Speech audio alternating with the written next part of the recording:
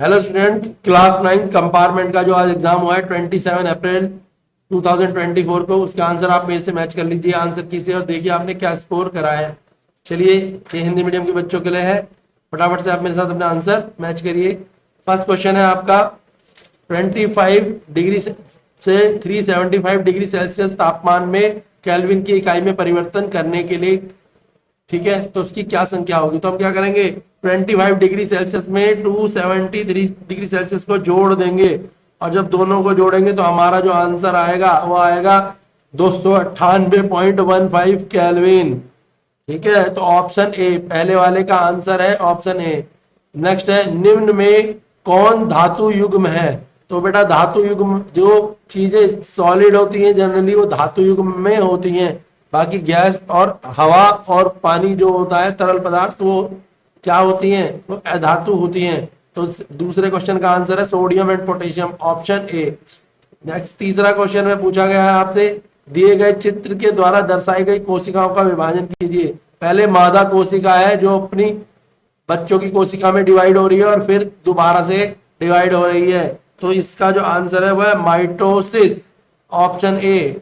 Question third का answer है mitosis, option A. अपने आंसर मिला लीजिए। नेक्स्ट क्वेश्चन है आपका, चित्र दिया गया है, कोशिका का एक चित्र दिया गया है, जीवों से संबंधित है। इसमें दे रखा है लाइजोसोम, दे रखा है, उसके अलावा आपको वैक्यूल वगैरह दे रखा है ना। तो ये चित्र किससे संबंधित है। तो बेटा देखो, इसका आंसर, जो इसका आंसर आएगा वह आपका आंसर क्या है, बैक्टीरिया। ये चित्र किससे संबंधित है, बैक्टीरिया से संबंधित है, ऑप्शन सी। नीचे दिया गया दूरी समय ग्राफ किस प्रकार की गति को दर्शाता है। तो इस क्वेश्चन में दिया है दूरी, ये जो ग्राफ है किसको दिखाता है। देखो, अगर ग्राफ बेटा क्या होता, अगर ये ग्राफ होता सीधा तो ये क्या दिखाता, ये एक समान गति दिखाता। अगर ग्राफ कभी भी, कोई भी ग्राफ ऊपर या नीचे को कैसे भी बने तो वो क्या दिखाता, असमान गति। तो दिखाएगा क्या, असमान गति दिखाएगा, जिसके कारण ये जो ग्राफ है, जो ग्राफ है ये क्या दिखा रहा है, असमान गति दिखा रहा है। तो इसका आंसर क्या है, ऑप्शन बी। ठीक है, तो असमान गति, जिन्होंने असमान गति पे लगाया है उनका आंसर सही है। अगला है, किसी स्थिति में किसी वस्तु के औसत वेग का परिणाम उसकी औसत गति के बराबर होता है। किस स्थिति में होगा बताओ। तो जब भी होगा तो उसके लिए स्थिति पूछी गई, तो किस स्थिति में होगा, जब तय की गई दूरी कुल दूरी के विस्थापन के बराबर हो। जब दोनों दूरी, तय की गई दूरी और विस्थापन की दूरी दोनों ही बराबर होंगी तभी क्या होगा, वेग के परिणाम से उसकी औसत गति के बराबर होगा, ऑप्शन सी है क्वेश्चन नंबर 6। सेवंथ का, नीचे दिए गए चित्र में कौन सा सरल पादप उत्तक दर्शाया गया है। तो ये चित्र के हिसाब से बताना है सरल पादप उत्तक कौन सा है। तो बेटा जो सरल पादप उत्तक है इसके हिसाब से वह आपका आंसर देख लो आप अपना, वह है xylem and phloem, option D लगेगा। सरल पादप उत्तक कौन से होता है, जाइलम और फ्लोएम। क्वेश्चन नंबर डी है इसका ऑप्शन। नेक्स्ट है, फुटबॉल खेल में गोलकीपर फुटबॉल को पकड़ते समय अपने हाथों को पीछे की ओर खींचता है। तो अपने हाथों को पीछे की ओर खींचता है, यह गोलकीपर के, तो ऐसा क्यों करता है, गोलकीपर के सक्षम बनाता है। तो वो इसलिए खींचता है कि अगर गोलकीपर अपने हाथों को पीछे की तरफ खींचेगा तो उसे ज्यादा समय मिल जाएगा, और जब उसे ज्यादा टाइम मिलेगा तो जो फोर्स लगनी है उस बॉल से उसके हाथों पे वो कम फोर्स लगेगी। इसका आंसर क्या होगा, संवेग के परिवर्तन की दर कम करने के कारण। तो गोलकीपर पीछे को हाथ क्यों खींचता है, ताकि जो संवेग है उसकी, जो संवेग है उसकी दर कम हो जाए, लेस हो जाए।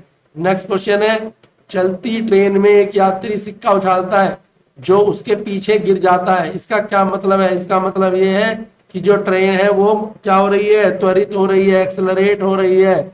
जब त्वरित होगी तभी क्या होगा, सिक्का पीछे की तरफ गिरेगा। नेक्स्ट क्वेश्चन है, शहद या मधुमक्खी के शहद की कीमत अथवा गुणवत्ता निर्भर करती है। तो मधुमक्खी के बारगाह पर निर्भर करती है। वो किस पर निर्भर करती है, मधुमक्खी के बारगाह पर निर्भर करती है। क्वेश्चन नंबर 10, ठीक है, ऑप्शन बी होगा। नेक्स्ट क्वेश्चन है आपका बेटा, चंद्रमा की सतह पर गुरुत्वीय त्वरण की एसआई मात्रा, चंद्रमा के त्वरण पे तो गुरुत्वाकर्षण की मात्रा पूछी गई है, तो मीटर पर सेकंड स्क्वायर, ऑप्शन ए होगा, मीटर पर सेकंड स्क्वायर। तो क्वेश्चन नंबर 11, तो समझ लेना ऐसा यूनिट क्या होती है, पृथ्वी त्वरण की मीटर पर सेकंड स्क्वायर होती है। नेक्स्ट है बेटा आपका, नेक्स्ट क्या है आपका, नेक्स्ट है बच्चों, किए गए कार्यों को ज्ञात करने का सूत्र। कोई भी अगर हम काम करते हैं यानी वर्क डन जब हम करते हैं तो उसका सूत्र क्या है, उसका सूत्र होता है वर्क क्या होता है, फोर्स इनटू डिस्प्लेसमेंट, ठीक है, F इंटू एस होगा इसका फॉर्मूला। वह परिक्रिया जिसके द्वारा पानी एक वर्तात्मक प्रांगीय झिल्ली के माध्यम से उत्तक जल के सांद्रता के निम्न जल की सांद्रता की ओर, ठीक है, माध्यम से निम्न की तरफ चली जाए तो पानी की सांद्रता क्या कहलाएगी, तो वो क्या कहलाएगी, वो प्रसारण कहलाएगी। जब जल की बात करेंगे तो होगा प्रसारण, जब वायु की बात करेंगे तो होगा विसरण। जब हम क्या कर रहे हैं, पानी की मात्रा की बात कर रहे हैं तो प्रसारण, और अगर होता हवा तो हम लिखते हैं विसरण। नेक्स्ट क्वेश्चन है, किस उत्तक की कोशिका बहुनाभीय होती है, बहुनाभीय कोशिका किस उत्तक की होती है, तो बेटा बहुनाभीय कोशिका जो होती है वो होती है रेखित पेशी। कौन सी होती है, रेखित पेशी होती है। बहुनाभीय के कौन से होते हैं, रेखित पेशी। इसका आंसर ऑप्शन सी, रेखित पेशी। नेक्स्ट है, कोशिका झिल्ली के लिए आवश्यक प्रोटीन एवं लिपिड का निर्माण कहाँ होता है, तो कोशिका झिल्ली के लिए पूछा गया है, क्वेश्चन नंबर 15 में पूछा है, कोशिका झिल्ली के लिए प्रोटीन और लिपिड का निर्माण।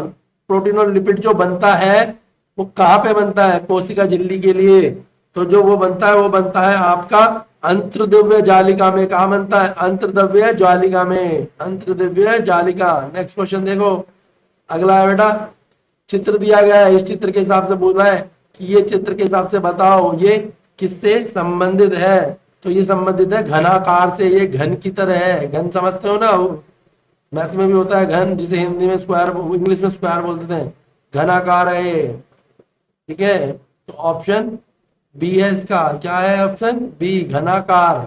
क्लियर है। अगला क्वेश्चन देखो बेटा, अगला क्वेश्चन है आपका, नीचे दिए गए कौन, ये नहीं है, अगला क्वेश्चन है आपके, ये बताने आपको अभिकथन के और कारण। अगला क्वेश्चन आपके अभिकथन और कारण है। तो पहला देखो, पहला अभिकथन और कारण पढ़ लो। पहला अभिकथन कहता है परमाणु में इलेक्ट्रॉनों की संख्या हमेशा प्रोटॉनों की संख्या के बराबर होती है, ये सत्य है। दूसरा कारण बोला परमाणु सदैव प्रोटॉन इलेक्ट्रॉन न्यूट्रॉन से बनते हैं, ये भी सत्य है, मगर इसे ढंग से एक्सप्लेन नहीं करा गया है, इसलिए 17वें का अभिकथन कारण ऑप्शन बी होगा इसका। क्या होगा, ऑप्शन बी। नेक्स्ट 18वां अभिकथन में क्या बोला है, ठोस पदार्थों में ध्वनि की गति अधिकतम होती है यद्यपि उनका घनत्व अधिक होता है। सत्य है ये, ठोस में ज्यादा होगी, गैस में कम होगी, और तरल पदार्थ में मध्यम होगी। तो ठोस में जो होती है ध्वनि की गति ज्यादा होती है, ये सत्य है। माध्यम में ताप बढ़ाने से ध्वनि की चाल बढ़ती है, ये भी सत्य है। जब हम ताप बढ़ाएंगे, टेम्परेचर बढ़ाएंगे तो चाल भी बढ़ जाएगी। तो दोनों चीज सत्य है, मगर एक्सप्लेनेशन ठीक नहीं है, तो इसलिए इसका ऑप्शन बी है।